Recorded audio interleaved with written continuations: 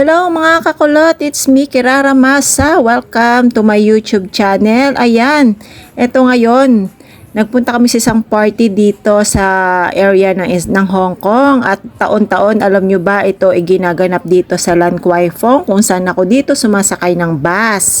Grabe, makikita nyo dito iba-ibang costume ng pang-Halloween. Dati, noong nakaraan taon, sobrang daming tao dito. Talagang hindi ka makakadaan. Pero ngayong taong ito, siguro binago ang plano ng mga pulis. Kaya naman, konti na lang ang nag-participate sa Halloween party. At hindi ganon karaming tao ngayon. Sobra lang nakakatuwa kasi nga lahat ng tao nagpa-participate. Meron diyang mga Pilipina din ng mga nakasuot na Halloween, mga Indonesia, mga Chinese. Halo-halo sila dyan kung sinong may gusto makipag-participate at magsuot ng mga ganyang costume. Abay ako ngayon natuwa, meron na kami nakitang isa, si Superman, Spider-Man. Abay nilapitan namin. Abay sabi ko, can I take picture?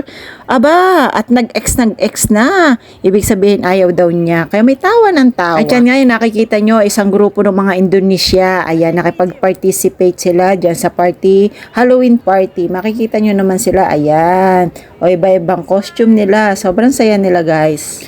At kung meron ding matatanda, syempre hindi rin papahuli ang mga bata. Meron ding mga bata diyan na mga naka-costume. Ano kang cute at pagkakagaganda ng mga batang yaan. Hindi sila natatakot. So, sanay na kasi sila kahit mga bata sila kasi every year talagang ginagawa ang Halloween party dito sa Hong Kong. Iba-ibang area ng Hong Kong meron siguro. Pero dito sa area namin, dito sa Lan Kwai Fong, ayan, taon-taon yan ginaganap dito. At yan nga, si ate nga, alang kagabi at hindi naman umuulan. Abay, nagbuka pa ng payong.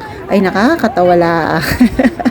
At meron ding buong pamilya nag-participate dito sa Halloween. Eto, mag-anak sila, Chinese. Nag-participate sila. O diba, ang gaganda nila.